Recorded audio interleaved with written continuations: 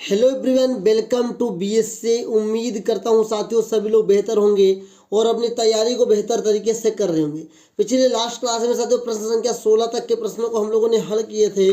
आज हम लोग शुरू करेंगे आज इस क्लास को प्रश्न संख्या 17 से।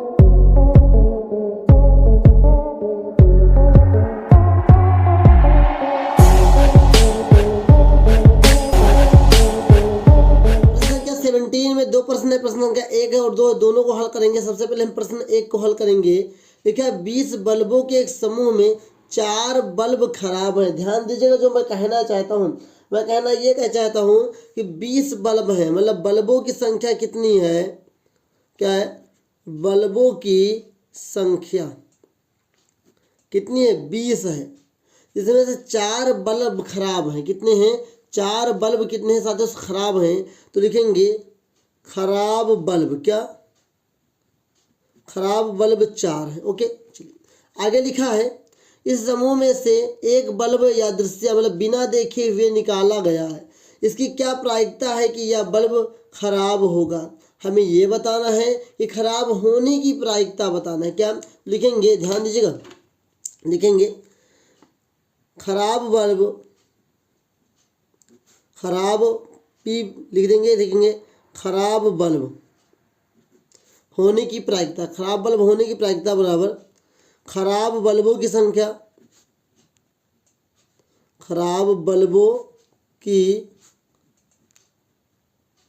संख्या अपान कुल बल्ब, कुल बल्ब मतलब कुल कितने बल्ब हैं।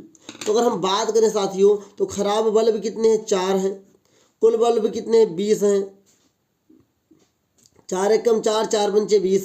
तो इसकी प्रायिकता कितनी होगी, 1/5। मतलब खराब बल्ब निकलने की प्रायिकता कितनी होगी, 1/5। उम्मीद करता हूँ ये समझ में जरूर आएगा। अब देखिए आगे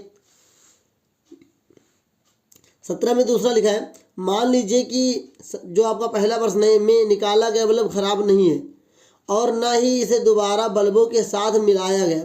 अब शेष बल्बों में से एक बल्ब यादृच्छिक निकाला जाता है। इसकी क्या प्रायिकता है कि यह बल्ब खराब नहीं होगा। इस बार जो हमें प्रायिकता निकालनी है वो निकालना है सही बल्ब होने की प्रायिकता। क्या निकालना है, सही बल्ब होने की प्रायिकता। ध्यान दीजिए, और जो एक बल्ब निकाल लिया गया तो अब ध्यान दीजिए क्या होने वाला है। ध्यान दीजिएगा, दूसरा प्रश्न जब इसका हल करेंगे तो एक बल्ब तो हमने पहले निकाल लिया, तो अब क्या कुल बल्ब कितने हो जाएंगे, अब हो जाएगा तो कुल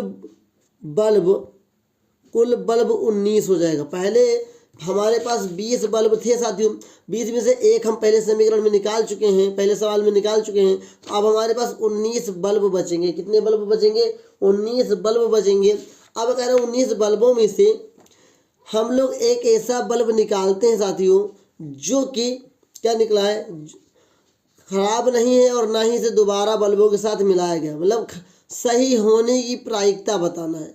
तो पहले हमारे पास कितने थे, 16 बल्ब थे। कितने थे, 16 बल्ब थे। अगर 4 खराब निकाल दिया जाए तो अब ध्यान दीजिएगा, ध्यान समझिएगा, अब हमारे पास 19 बल्ब हैं और इसमें से साथियों अगर 4 निकाल देंगे तो हमारे पास कितने हो जाएंगे, 15 बल्ब। ठीक है, तो लिखेंगे सही बल्ब, ये अच्छे बल्ब, क्या, अच्छे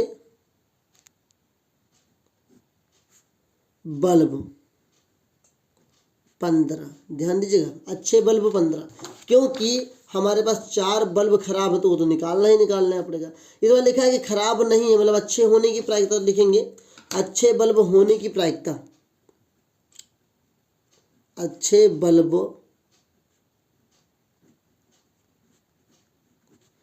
होने की क्या है, प्रायिकता, पी निकालना है, बराबर अच्छे बल्बों की संख्या,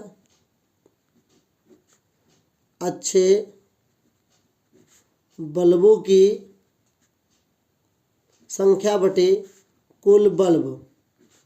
तो याद रखिए यहाँ पर अच्छे बल्ब कितने हैं हमारे पास, यहाँ पर 15 अच्छे बल्ब हैं कुल बल्ब इस बार कितने हैं 19। तो याद रखिए 17 नंबर का जो साथी हो आपका दूसरा प्रश्न है, इसमें 15/19 प्रायिकता आंसर आएगा। उम्मीद करता हूँ साथियों क्वेश्चन नंबर 17 भी आपको समझ में आएगा। कई तरीकों से लगाया जाता है, आपके स्कूल में कोई दूसरे तरीके से लगाया गया होगा, आप कहीं सर्च किए होंगे देखे होंगे तो कोई दूसरा तरीका होगा, लेकिन साथियों सभी तरीके सही हैं। बस यहाँ पर कभी कहीं आपको लिखा होगा कि अनुमानित मान, लगभग मान, लेकिन मैंने आपको सिंपल फार्मूला बनाने का तरीका बता दिया है, जिससे कोई भी प्रश्न होगा आप फार्मूला बना लेंगे।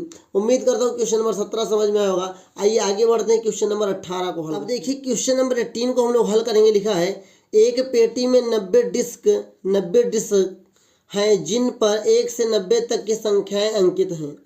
यदि इस पेटी में से एक डिस्क या दृश्य मतलब बिना देखे निकाली जाती है तो इसकी प्रायिकता ज्ञात कीजिए कि एक डिस्क पर अंकित होगी 2 अंकों की एक संख्या। ध्यान दीजिएगा, सबसे पहले हल लिखेंगे और हल में 19 नंबर से पहले 18 नंबर का कर रहा हूँ। सबसे पहले 2 अंकों की एक संख्या। अब ध्यान दीजिए इसकी प्रायिकता हमें निकालनी है तो P लिख देंगे, पहले P लिख लीजिएगा। अब ध्यान दीजिए इसकी संख्या होगी तो 2 अंकों की कुल संख्या, 2 अंकों की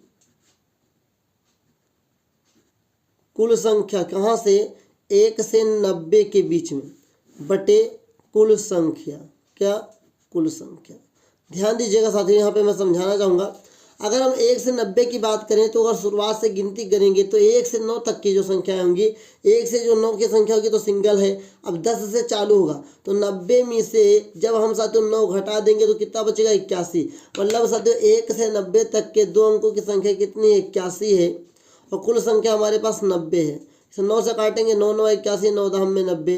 तो हम कह सकते हैं साथियों कि हमारे पास 2 अंकों की एक संख्या आने की प्रायिकता क्या होगी 9/10 होगा। ये तो पहला का हो गया। अब इसी में दूसरा सवाल पूछा हुआ है एक पूर्ण वर्ग संख्या आने की प्रायिकता क्या होगी। तो सबसे पहले हम क्या लिखेंगे, हम लिखेंगे 1 से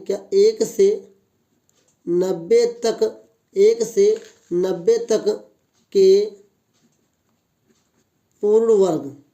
पहले पूर्ण वर्ग लिखते हैं, क्या क्या है हमारे पास 1 है, 4 है, 4 के बाद क्या साथियों 9 आपको मिलेगा, 9 के बाद 16 मिलेगा, 25 मिलेगा, 36 मिलेगा, 49 मिलेगा, फिर आपको 64 मिलेगा, फिर आपको 81 मिलेगा। कितना मिलेगा 81 मिलेगा। अब इसको हम काउंट डाउन करते हैं। ये हमारे पास 1 से 90 के बीच में क्या पूर्ण वर्ग संख्या है।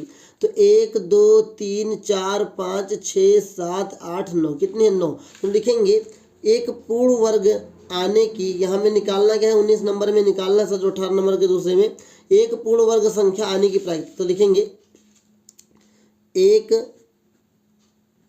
पूर्ण वर्ग संख्या और प्रायिकता निकालना P लिख देंगे। आने की संभावना क्या है साथियों 1 से 90 तक के पूर्ण संख्याएं बटा कुल संख्या। तो अगर हम इसमें बात करें तो 1 से 90 तक में हमारे पास कितने 9 आ गए हैं और कुल संख्या हमारे पास 90 है। तो 9 1 कम 9, 9 10 में 90। तो हम कह सकते हैं 1/10 इसकी प्रायिकता होगी। इसकी प्रायिकता कितनी होगी 1/10। उम्मीद करता हूँ दूसरा सवाल भी इसका समझ में आया होगा। अब अगर आगे हम बात करें तो 18 नंबर में ही इसका तीसरा पूछा हुआ है 5 से विभाजित एक संख्या। 5 से विभाजित होने वाली संख्याओं का क्या होगा प्रायिकता, इसको भी देख लेते हैं।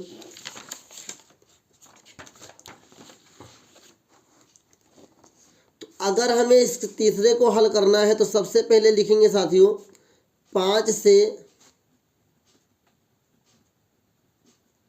विभाजित संख्याएं कहाँ से कहाँ तक 1 से 90 के बीच में। तो ये 5 हो जाएगा साथियों, 10 हो जाएगा, 15 हो जाएगा, 20 हो जाएगा, 25 हो जाएगा, फिर आपका 30 हो जाएगा, 35 हो जाएगा, 40, 45, फिर 50 हो जाएगा आपका। 50 के बाद 50 के बाद आपको 55 हो जाएगा, 60 हो जाएगा, 65 हो जाएगा, 70 हो जाएगा, 75 हो जाएगा, 80 हो जाएगा और 85 हो जाएगा, फिर एक 90 भी हो जाएगा। इसको गिनते हैं कितना है। 1 2 3 4 5 6 7 8 9 10 11 12 13 14 15 16 17 18 कितना है? 18 है। तो 5 से विभाजित होने वाली संख्याओं की संख्या कितनी है? 18 है। कहाँ से कहाँ तक? 1 से 90 तक की संख्याओं में हमारे पास 18 है। कितना है साथियों? 18 है। ये आपको तो समझ में आ ही गया होगा। अब आगे देखते हैं साथियों। तो लिखेंगे P ब्रैकेट में लिखेंगे 5 से विभाजित संख्या, 5 से विभाजित संख्याएं, तो बराबर लिखेंगे 5 से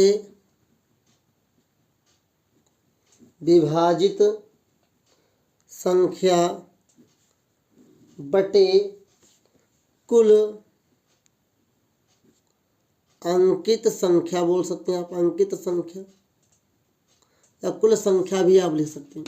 तो अगर हम यहाँ पर बात करें तो 5 से विभाजित हमारे पास 18 आ गए हैं और कुल अंकित संख्या हमारे पास 90 है। तो 18 कम 18, 18 पंचे 90। तो हम लोग कह सकते हैं साथियों यहाँ पर कि 1/5 इसकी प्रायिकता होगी। 5 से विभाजित होने वाली संख्याओं का जो प्रायिकता होगा 1 से 90 के बीच में, वो कितना होगा साथियों?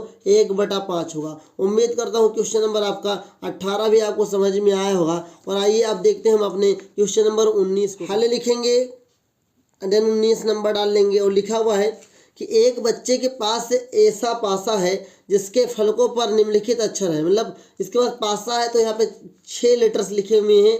6 लेटर्स कौन कौन से ये देखते हैं, ABCDEA। लेकिन यहाँ पर हम नोटिस करें तो जो हमारे पास ए है वो डबल बार आया है। कितनी बार आया है साथियों? ए डबल बार आया है। हमें निकालना क्या है? निकालना है इस पासे को एक बार फेंका जाता है, इसकी प्रायिकता क्या है कि ए प्राप्त हो, डी प्राप्त हो। तो सबसे पहले हम लोग लिखेंगे साथियों दिया है कि, क्या ध्यान दीजिएगा, दिया है कि पासे में फलकों पर अंकित अक्षर, क्या है? अंकित अक्षर कितने हैं? 6 हैं। जिसमें साथियों जो ए है वो 2 बार है। तो सबसे पहले हम निकालेंगे ए प्राप्त होने की प्रायिकता। तो P A प्राप्त हो, P A प्राप्त हो बराबर ए की संख्या बटे कुल अंकित अक्षर, कुल अंकित अक्षर। ध्यान दीजिएगा। तो अगर हम यहाँ पे चर्चा करें और बात करें तो ए कितनी बार है? 1 और 2 बार है, तो ये 2 बार हो जाएगा। कुल अंकित अक्षर कितने? 6 हैं, तो 6 हो जाएगा। 2 1 कम 2, 2 3 6। तो हम कह सकते हैं कि हमारे पास जो इसकी प्रायिकता होगी वो 1/3 होगा। अब इसी में साथियों ये तो पहले का जवाब हो गया।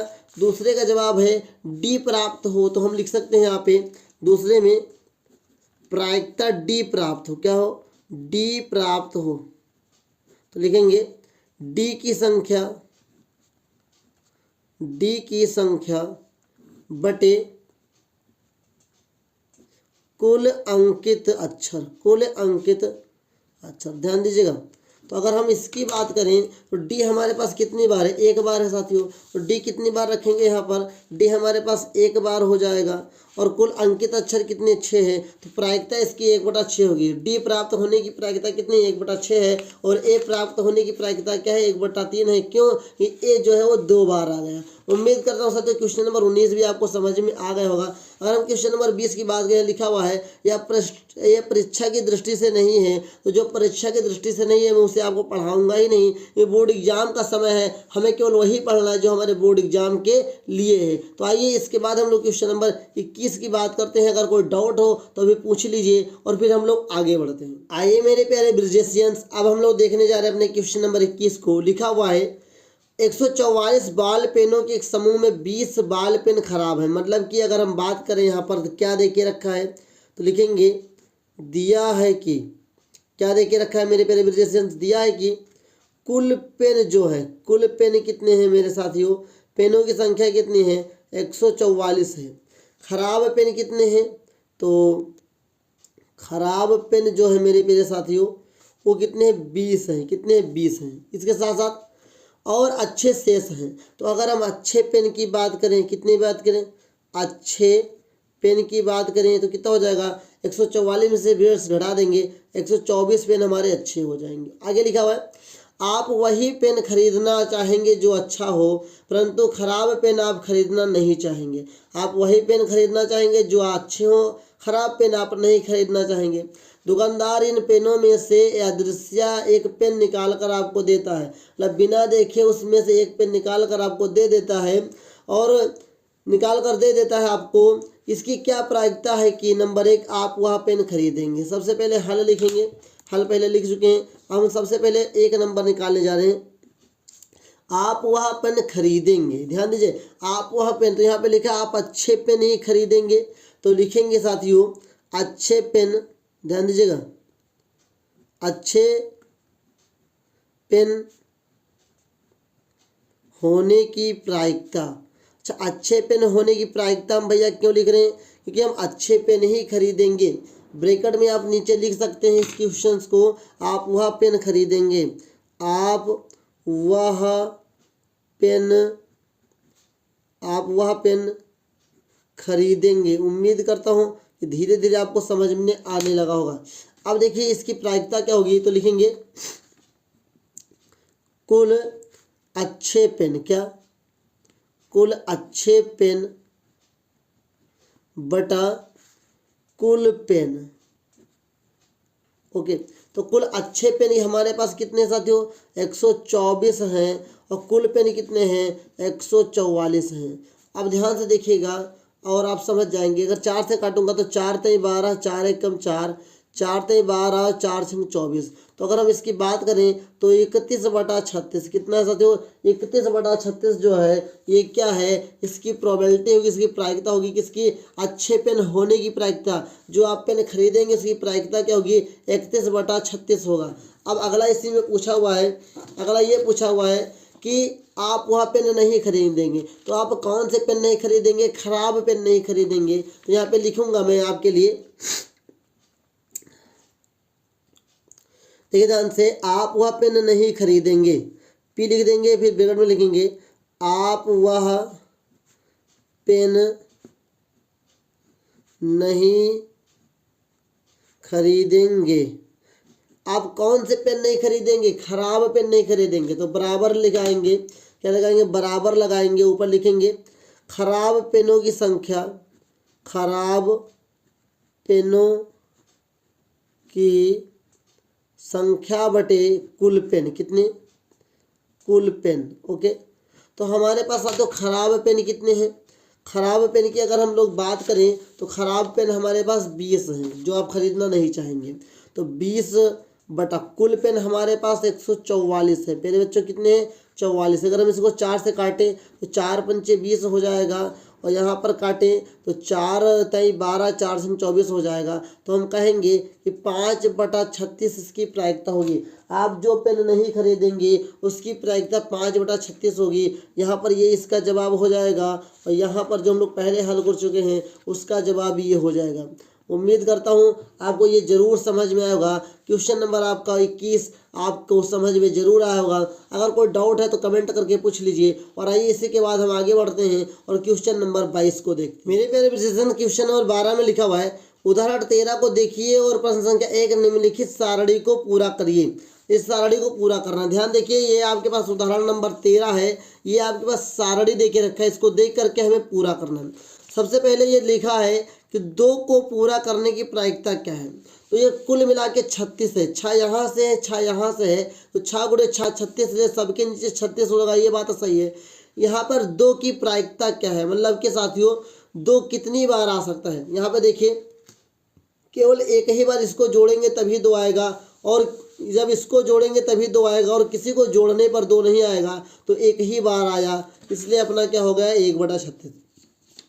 अब 3 को देखना है कि 3 कहाँ कहाँ पर बैठा है। तो यहाँ पर एक 3 बैठा हुआ है, एक 3 यहाँ पर बैठा हुआ है और कहीं 3 नहीं बैठा है, इसको 2 1 3 हो जाएगा, 2 1 3। तो हम कह सकते हैं कि हमारा क्या हो जाएगा 2/36, क्या हो जाएगा 2/36। और जब 2/36 को हम काटेंगे तो 1/18 आ ही जाएगा। ओके, अब अगर हम 4 की बात करें, 4 कहाँ है मेरे साथियों, तो 4 एक यहाँ पर है और 4 यहाँ पर है, 4 यहाँ पर, ध्यान दीजिए 4 यहाँ पर है, 4 यहाँ पर है, 4 यहाँ पर। अगर हम इसकी बात करें तो कुल मिला के ये कितना हो गया, 4 का लॉक लग गया, तो 4 क्या है 3 वाले में है, तो 3/36 हो जाएगा। मतलब कि क्या 1/12 आंसर आएगा। कितना आएगा 1/12 संख्या आएगा इसका। उम्मीद करता हूँ समझ में जरूर आएगा। अब देखिए 5 कहाँ पर बैठा हुआ है, तो 5 यहाँ पर बैठा हुआ है और 5 यहाँ पर बैठा हुआ है, 5 यहाँ पर भी बैठा हुआ है, 5 यहाँ पर भी बैठा है। 4 1 5, 3 2 5, 2 3 5, 1 4 5,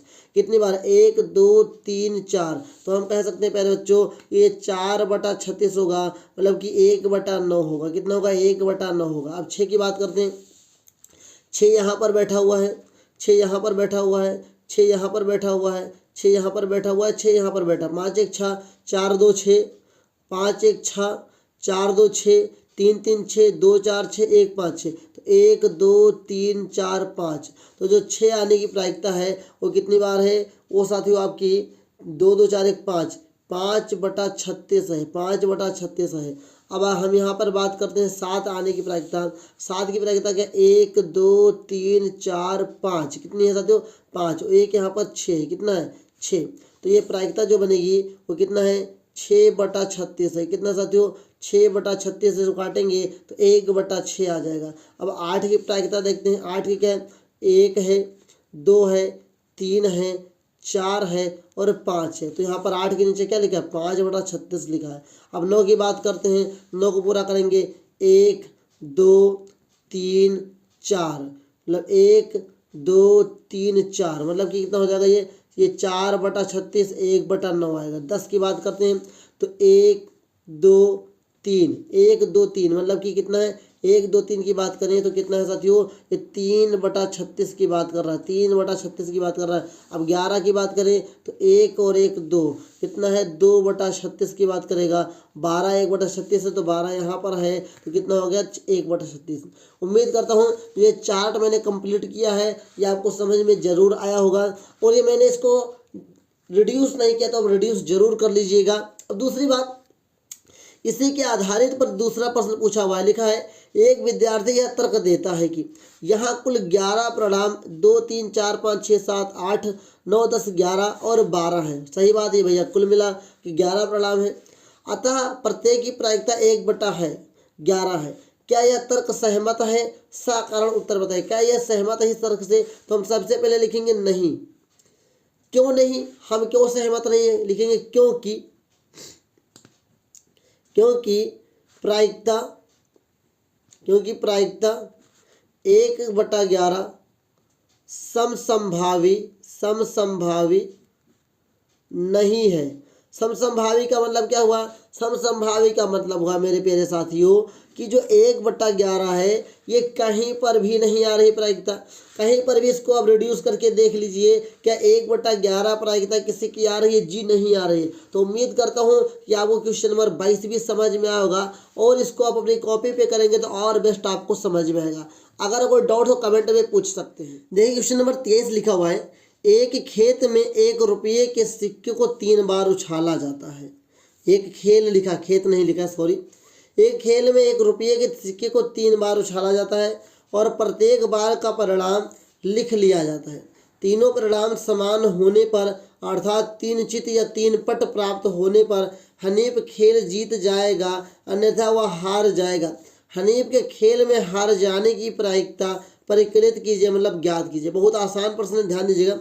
हल लिखेंगे और लिखेंगे सबसे पहले 3, कौन सा हल है? 23 नंबर का है। लिखेंगे 3 बार सिक्के को उछालने पर प्राप्त परिणाम, क्या प्राप्त परिणाम। अगर हम 3 बार उछालेंगे तो क्या प्राप्त हो सकता है, मैं आपको बताता हूँ। ये तो तीनों बार हेड आ सकता है, या तो एक बार हेड आएगा, दूसरे बार हेड आएगा, फिर टेल आ जाएगा, या तो ये हो सकता है कि एक बार हेड आएगा, फिर टेल आएगा, फिर हेड आएगा, ये तो ये होता है। दूसरा हो सकता है कि पहले आ जाए टेल, फिर हेड आ जाए, फिर हेड आ जाए, ये तो ये हो सकता है। दूसरा हो सकता है साथियों कि 2 बार आपका टेल आ जाए, एक बार हेड आ जाए। एक और हो सकता है कि एक बार आपका टेल आए, फिर हेड आए, फिर टेल आए। एक ये हो सकता है आपका कि पहले हेड आए, फिर 2 बार टेल आए, और एक बार ये हो सकता है कि तीनों बार टेल टेल आ जाए। ध्यान दीजिएगा, जो हनीफ है वो जीतेगा कहाँ से, या तो ये आ जाए या तो ये आ जाए, इसके बीच से इसको मतलब ही नहीं। अगर ये दो, इन सभी घटनाओं में से कोई एक घटना आ गया तो वो हार जाएगा। उसको जीतने के लिए इन 2 घटनाओं का होना जरूरी है। ध्यान से देखेंगे, लिखेंगे जीत के लिए, ध्यान से देखिएगा क्या लिखेंगे, जीत के लिए क्या होना जरूरी है, हेड हेड हेड या टेल टेल टेल, इन दोनों में से कोई एक का होना जरूरी है। तो अनुमान क्या लिखे, अनुकूल परिणाम क्या है, अनुकूल जो आपका परिणाम है जिससे आप जीते गए हनीफ, वो 2 है। कितने साथियों, 2 परिणाम हैं। कुल परिणाम कितने हैं ये मैं आपको बता देता हूँ। कुल परिणाम आपके पास 8 है, 8 बार आया हुआ है। अब दूसरी बात, इससे पूछा है कि हारने की प्रायिकता ज्ञात करना है। तो हारने की प्रायिकता से पहले जीतने की प्रायिकता ध्यान दीजिए।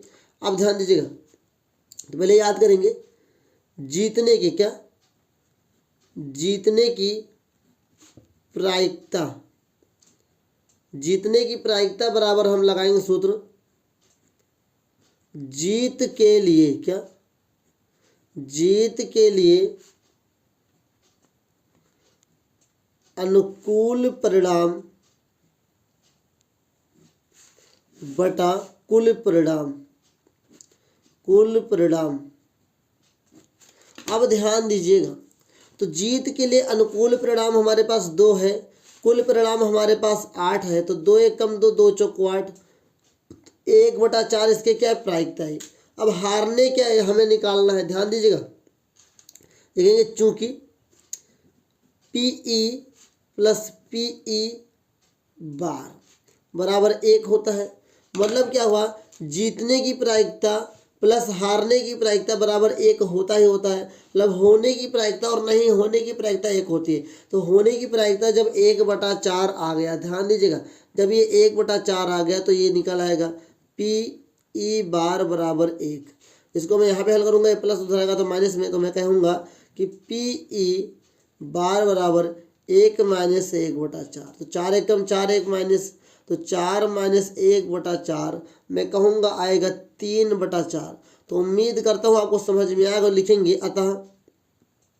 अतः हारने की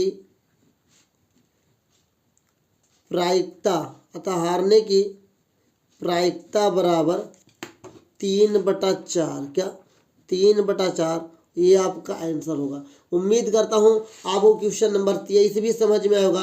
कैसे मैंने हल किया है, बस आपको एक बार प्रैक्टिस करना है, आपको पूरा का पूरा सवाल समझ में आ जाएगा। अब क्वेश्चन नंबर 23 के बाद हम देखते हैं क्वेश्चन नंबर 24। क्वेश्चन नंबर 24 में देखते हैं, लिखा हुआ है एक पासे को 2 बार फेंका जाता है, इसकी क्या प्रायिकता। ध्यान दीजिएगा, पासे को कितनी बार फेंका गया है, 2 बार फेंका गया है। तो एक बार जब फेंकेंगे तो 6 हो जाएगा, दूसरी बार भी तो 6 होगा, गुणा करेंगे तो 36 आएगा। कितना आएगा, तो कुल परिणाम कितने हो जाएंगे, 36 हो जाएंगे।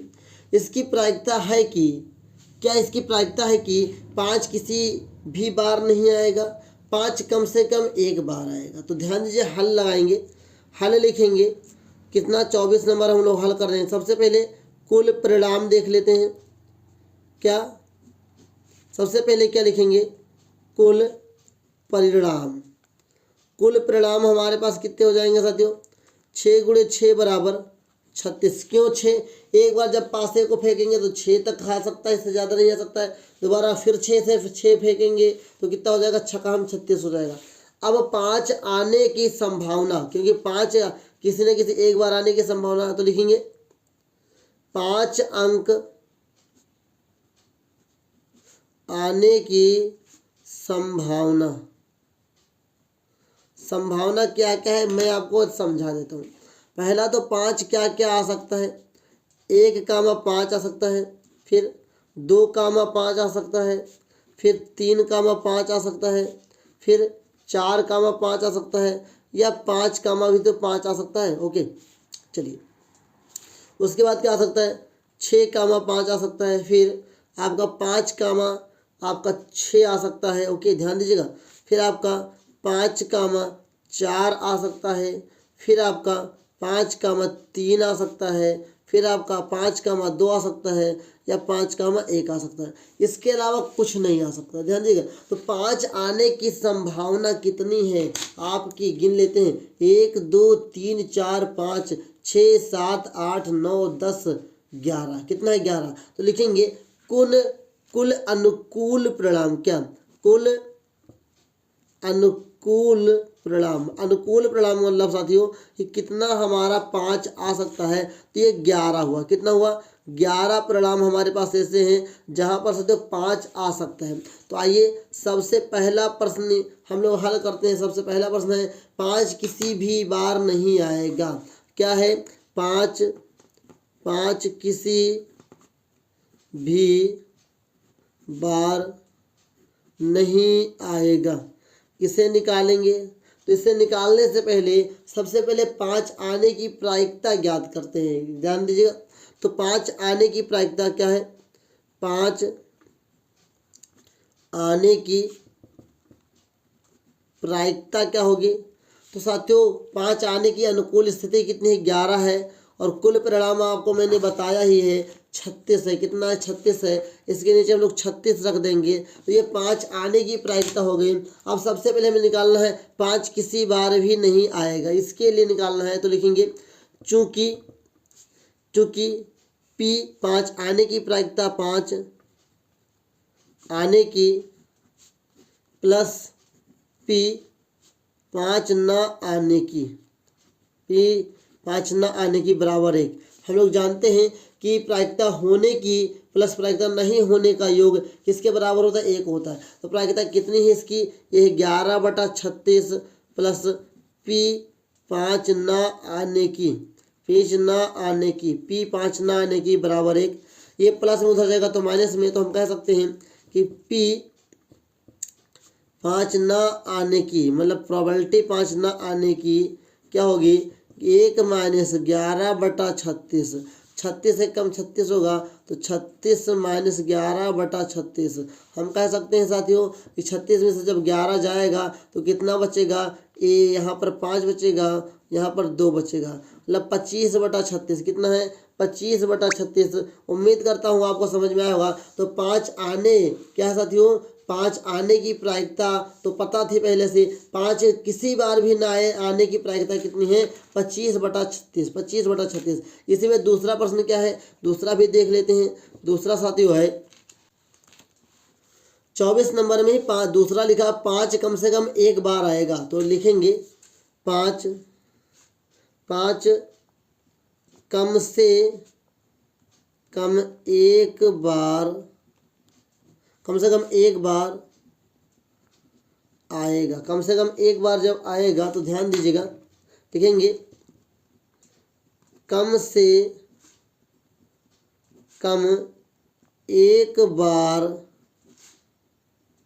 5 आने की प्रायिकता बराबर 11/36 होगा। क्या होगा, 11/36 होगा। क्यों होगा साथियों, क्योंकि हम लोग पहले ही बता चुके 5 आने की प्रायिकता 11/36 होगा। उसी को मैंने यहाँ पर लिख दिया है। उम्मीद करता हूँ क्वेश्चन नंबर आपको 24 भी समझ में आया होगा, कैसे मैंने हल किया है। अगर कोई डाउट है तो कमेंट करके आप पूछ सकते हैं। और बाकी आइए आज के अपने अंतिम सवाल की ओर चलते हैं, क्वेश्चन नंबर 25 पर हम हल करेंगे साथियों। अब अपने क्वेश्चन नंबर 25 को, जिसमें क्वेश्चन नंबर 25 में लिखा हुआ है साथियों, क्या लिखा आप अपने पढ़ लीजिए। लिखा हुआ है निम्नलिखित में से कौन से तर्क सत्य है और कौन से तर्क असत्य है, जवाब देना है और कारण भी बताना है साथियों। पहला तर्क आपके लिए दे के रखा है साथियों, तर्क नंबर 1 लिखा है। तो पहला हम लोग हल करेंगे। लिखा है यदि 2 सिक्कों को एक साथ उछाला जाता है तो इसके 3 संभावित परिणाम, 2 चित दो पट या प्रत्येक एक बार है, प्रत्येक एक बार है, अतः इनमें से प्रत्येक परिणाम की प्रायिकता 1/3 है। ये हमें बताना है कि क्या इनकी प्रायिकता प्रत्येक बार में 1/3 है क्या नहीं। तो सबसे पहले आपकी जानकारी के लिए बता दूं तो ये तर्क असत्य है। क्या है? ये तर्क असत्य है। और ये असत्य कैसे है ये मैं आपको कारण बताता हूँ। सबसे पहले दो सिक्के हैं, दो सिक्के उछालने, क्या दो सिक्के उछालने पर परिणाम जो हमें मिलते हैं वो मैं आपके सामने रखता हूँ। दो सिक्के अगर उछालेंगे तो हमें परिणाम जो मिलेगा सबसे पहले मिलेगा या तो हेड हेड हो सकता है साथियों, या तो आपका साथियों टेल या हेड हो सकता है, या आपका हेड या टेल हो सकता है, या टेल या टेल हो सकता है। इसके अलावा कुछ हो ही नहीं सकता है। अब अगर हम कुल परिणाम देखें, कुल परिणाम देखें, ध्यान दीजिएगा, अगर हम कुल परिणाम देखें साथियों तो कुल परिणाम हमारे पास 4 है। कितने हैं? कुल परिणाम 4 है। अब यहाँ पे हम सबकी प्रायिकता निकालते हैं। ध्यान दीजिएगा, सबकी अगर प्रायिकता निकालते हैं तो सबसे पहले लिखा है इसके अंदर प्रायिकता जो सबसे पहले लिखा है कि दो चित्त, इसमें लिखा है दो चित्त होने की प्रायिकता। ध्यान दीजिएगा, तो लिखेंगे दो चित्त होने की प्रोबेबिलिटी। तो दो चित्त याद रखिएगा, दो चित्त मतलब हुआ साथियों टी। कितना हुआ? टी। मतलब यह कितनी बार आएगा? 2 बार ही तो आएगा, तो यहाँ 2 लिखेंगे। कितनी बार आया है? तो ये 1 बार आया। दो चित्त जो है वो एक ही बार तो आया, तो 1 लिखेंगे। और टोटल कितना है? 4 है। तो साथियों दो चित्त होने की प्रायिकता 1/4 हो गई। ये तो आपको पता चला। दूसरी बात, चित्त के बाद इसे पट दे के रखा है, दो पट होने की प्रायिकता, तो P दो पट, क्या है? दो पट होने की, दो पट होने की प्रायिकता क्या है? तो दो पट मतलब साथियों यहाँ पर जो बात की गई है वो क्या की गई है? नीचे वालों की बात की गई। मतलब यहाँ पे पहले हेड जो चित्त है उसी को हेड बोलते हैं, मैंने पहले गलती कर दी थी। अब यहाँ पर जो पट है वो टी वाला है। तो यहाँ पर कितनी बार? एक ही बार तो आया है, तो 1/4 इसकी प्रोबेबिलिटी हो जाएगी। लेकिन अगर हम बात करें एक चिट एक पट, एक चिट एक पट, एक चिट एक पट, एक पट एक चिट, कितनी बार आया? 2 बार आया। तो लिखेंगे एक चिट, क्या है? एक पट या एक चित होने की प्रोबेबिलिटी, होने की प्रोबेबिलिटी।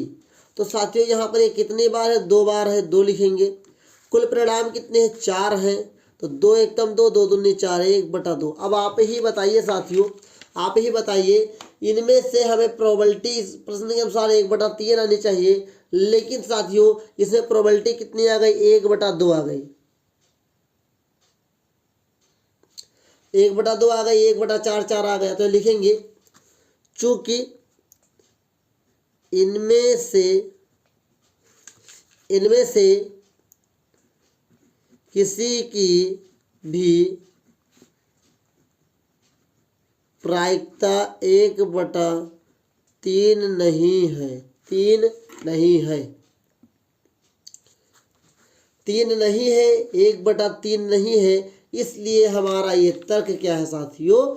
गलत है। उम्मीद करता हूँ आपको यह समझ में जरूर आया होगा। अब हमें दूसरा सवाल इसमें लिखा है, यदि एक पासे को फेंका जाता है तो इसके दो संभावित परिणाम एक विषम संख्या या एक सम संख्या है, अतः एक विषम संख्या ज्ञात करने की प्रायिकता 1/2 है। विषम संख्या ज्ञात करने की प्रायिकता कितनी है? 1/2 है। ये हमें बताना है। ध्यान दीजिएगा, हल लिखेंगे और ध्यान देंगे तभी तो हम लगा पाएंगे। ध्यान दीजिए, सबसे पहले लिखेंगे यह सत्य है। क्या? यह सत्य है। क्यों सत्य है? मैं आपको कारण देता हूं। क्या देता हूं? कारण देता हूं। अब ध्यान दीजिए, सबसे पहले जब पासे को हम पलटेंगे तो हमारे पास परिणाम क्या आएगा? तो लिखेंगे पासे से प्राप्त परिणाम क्या होगा? 1 2 3 4 5 6, यही अंक मिलेगा और कुछ मिलेगा। तो इसमें हम देखेंगे सबसे पहले विषम अंक। विषम अंक कौन है? 1, 3, 5 है। तो विषम अंक में साथियों कुल विषम अंक कितने हैं? देखिए कुल विषम अंक हमारे पास 3 है। कितने? ये 3 अंक हैं, 3 संख्या है, कुल संख्या कितनी है 3 है।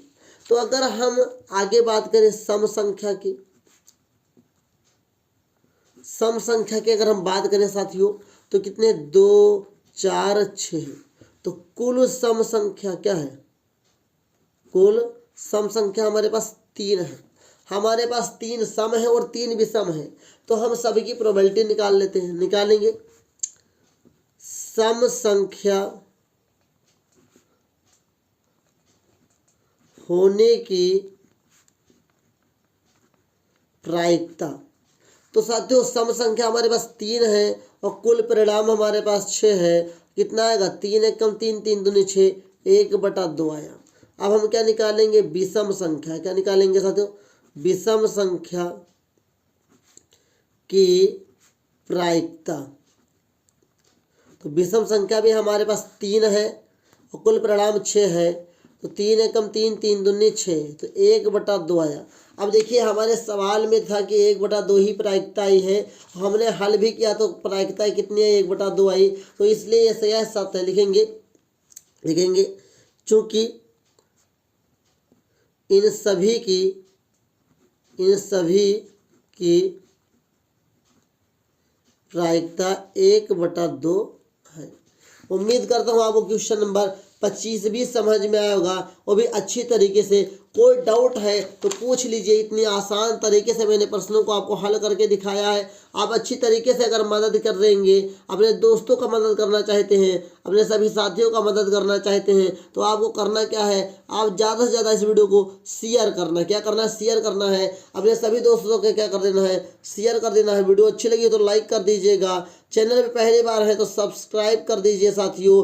और ये साथियों आपके चैप्टर 14 के मतलब कि 14.1 एक्सरसाइज की अंतिम क्लास है। 2500 प्रश्न का आपको सॉल्यूशन मिल चुका है। आप अच्छी तरीके से क्या करिए, रिवीजन करिए। रिवीजन करने के साथ साथ पढ़ाई करिए। अच्छे से पढ़ाई करेंगे तभी तो आपको अच्छे से सिलेक्शन होगा, अच्छे से प्रश्नों को आप हल कर पाएंगे। इस क्लास के साथ साथ प्रोबेबिलिटी चैप्टर आपका समाप्त होता है। प्रोबेबिलिटी चैप्टर समाप्त होने के साथ साथ साथियों आपका कंप्लीट मैथ समाप्त हो गया। कंप्लीट मैथ आपकी अपलोड हो चुकी वीडियो क्लास 10th किसकी, क्लास 10th सिलेबस जो आपके एनसीईआरटी के द्वारा दिया गया है।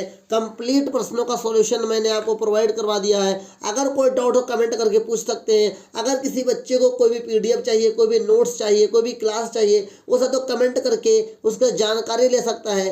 अब आपको साथियों इम्पोर्टेंट क्लास भी मिलने जा रही है। तो अगर अब आपको अच्छा लगने लगा हो कि अब आपको लगता है कि इनके द्वारा हम पढ़कर आगे बढ़ सकते हैं, तो आप कमेंट करिए और आगे बढ़िए और अपने आज की इस क्लास का एंजॉय करिए। क्लास कैसे लगे कमेंट बॉक्स में जरूर बताइए। आज की इतना ही, मिलेंगे नेक्स्ट क्लास में एक महामैराथन क्लास के साथ। तब तक के लिए जय हिंद, वंदे मातरम साथियों।